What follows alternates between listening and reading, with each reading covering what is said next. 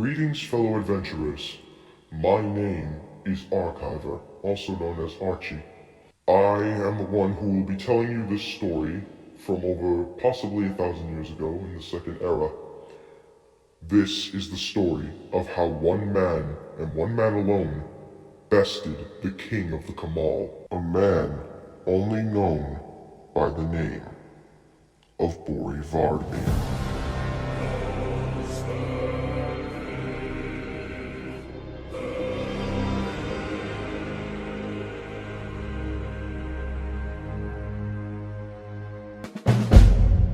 Far up north in Akaviri lies the great nation of Kamal, who is planning an attack to find the ordained receptacle, a mystical object or person that is of unknown origin, but for some reason the Kamal want it.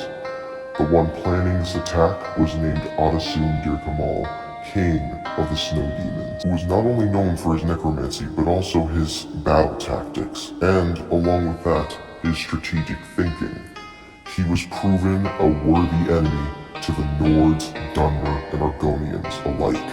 If not for the efforts of the tongue known as Bori Vardmir, Tamriel would be in certain doom and peril. Adasum's legions would go down the White River and then proceed to raid Windhelm, where they would take the lives of many. Then, after that, they would go all the way up into Dawnstar, where the rest of the Legion would spread out into Morrowind, but they were soon defeated by the Omslabi. After that, the rest of the Legions would try and conquer the rest of Skyrim. They would make their way up to Dawnstar and begin to raid it. However, with help from the Argonians and Dunmer, King Yoren Skald King would be able to fend off the Kamal from Skyrim. However, this would be difficult due to the mass numbers of the Kamal army. Yet, from the south came the mighty Bori, a tongue and a master in the Thu'um. He would be the one to defeat Adasum Dir Kamal. After witnessing the massacre at Dawnstar, Bori was filled with a rage that could only be described as a bear's roar. He was so fierce and angry that he literally scared off most of the army just by looking at them. But Bori's goal was to find the one who started it all, Adasum Dir Kamal, and kill him. Bori's comrades, known as Val and Ibis, would help him fend off the army while he goes to attack Adasum. And so on the shores of Dawnstar, on top of a hill, is where the battle between Adasum and Bori began.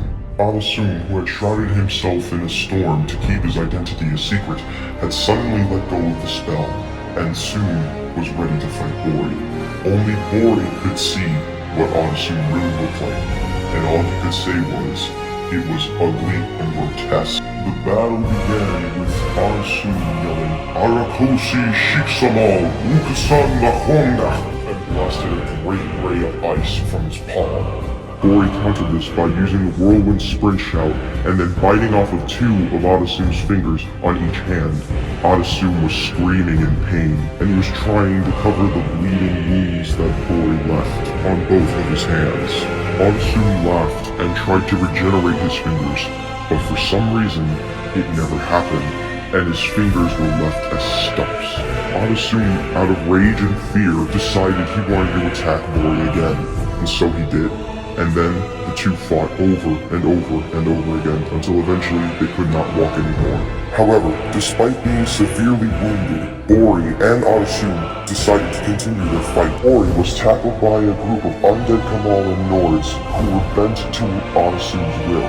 And then, after that, suddenly Bori blew them away with his shout, and then proceeded to attack Adasum. Adasum blasted Bori once more and yelled, Ugasinga Hungashintora! Bori was knocked to the ground. He was on his knees.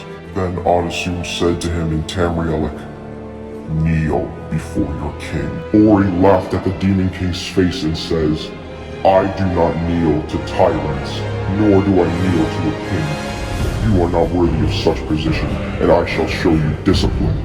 Then, with the last of his strength, Bori shouted Adasum into the ocean from whence he came. Despite this, Adasum tried to climb back from the ocean, but eventually Val and Ibis would come to join Bori and fight Adasum. And together with the newly formed Evanhard Pact, they destroyed Adasum's forces and made the Kamal retreat back to where they came from. After all was said and done, Bori was revered as a hero, the hero of Dawnstar, and returned to his humble mountain in Falkreath.